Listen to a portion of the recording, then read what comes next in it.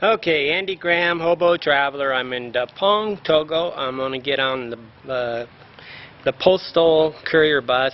I would take a trob, but they put it on the edge of the city and it's become so far away that it's difficult. I'm hoping it has air conditioning, but it's only a 4-hour trip from Dapong to Kara. David S. wants an update, a book update, status I guess, of the book. He calls it the Hobo Traveler Magnum Opus Share. Okay, I had to go look this up in the Wikipedia. I think Magnum Opus means the greatest of achievements of a traveler. And I wrote him an email saying my backpack's back there, my laptop's here.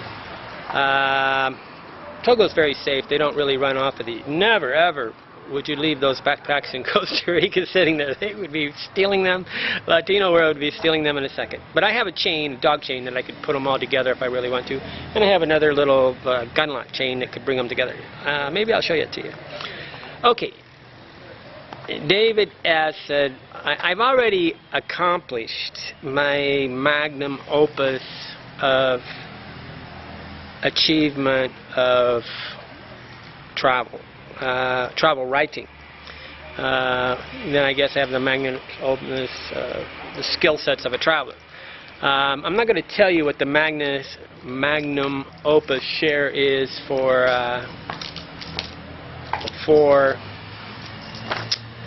my travel writing because well, Henry David Thoreau, one of my what I call my mentors, said that a 1.5 wit is often considered a half wit because you only understand 1/3 his wit. Is that right mathematically?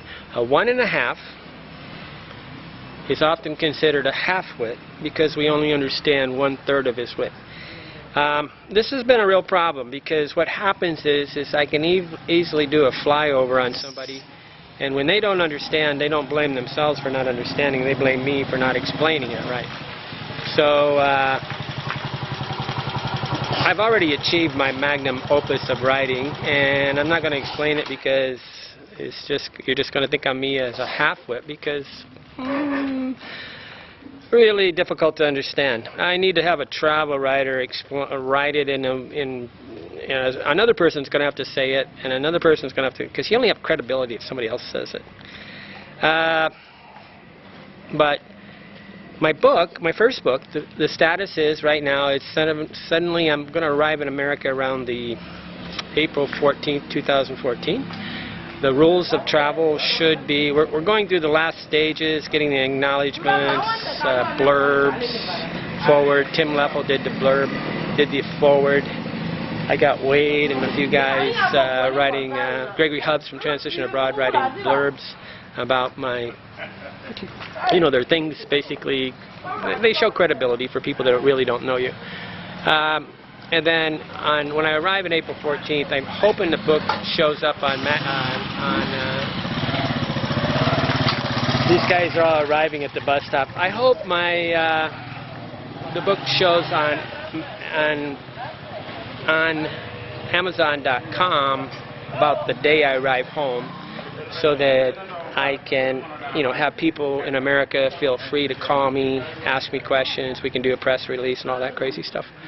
And, funny as it sounds, travel writers don't realize they can call me over Skype. So unless I'm sitting in the United States, one reason why I don't get a lot of press from American journalists is they think, oh, I can't call you, you're overseas. And, truthfully, I told my mother yesterday, just pick up the frickin' phone. She had a problem with Hotmail. I said, just pick up the phone and call me.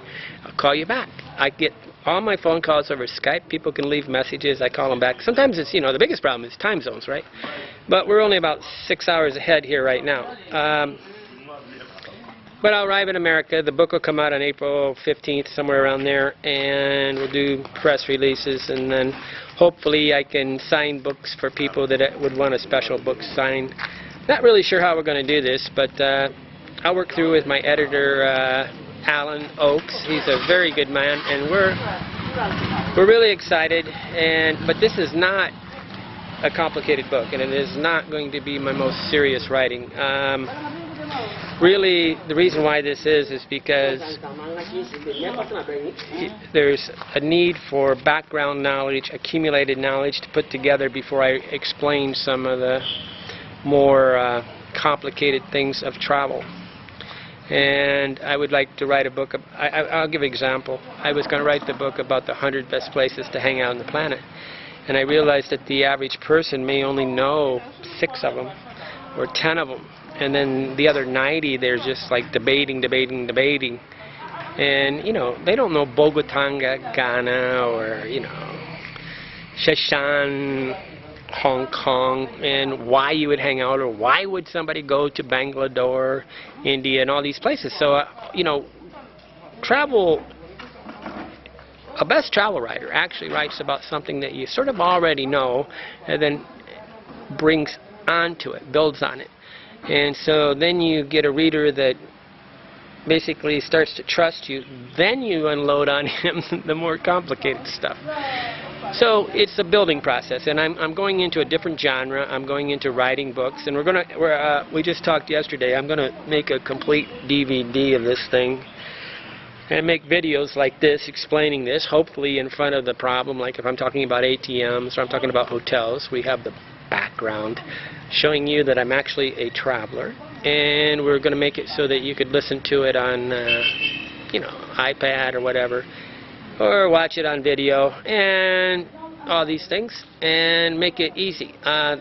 Don't really know how to do that yet, but I think I have it set up. I think I just have to mass produce a bunch of DVDs, high quality, and record them all. It's going to take me about 28 recordings of probably right around 15 minutes to 20 minutes per recording to make it. So, you know, and hopefully you'll see my body expressions and my body language, because I can, truthfully, words really lacking things. Without the body language, you don't get the whole story. So if I read the book to you and then I explain to them a little bit and give you maybe a little more examples and stuff. I don't really like to give examples because these are rules. I really want you to think through them twice before you violate them. They're rules for a good reason, and that's the reason why they're not guidelines. They're rules. And when you break them, you need it. Like I just broke a rule by having 3 bags, but I know exactly why I'm breaking it, and I'm taking a risk. And I have 3 bags, and I can't just walk with them that easy. I can carry all of them. If I had 4 bags, it gets really impossible. I almost need a porter with me that I trust, right? Okay, the status of the book. The book will come out around April 15th on 2014, and we're not having a big date of release because I just don't understand that. I like building up this stuff.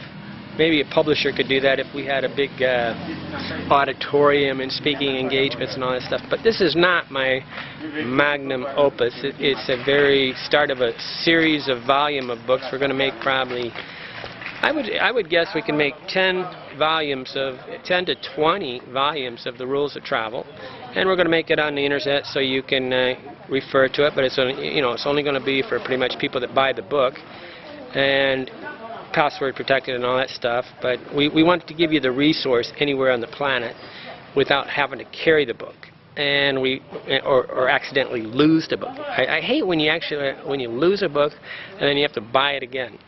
Oh. Okay, that's the status. Hope you enjoy.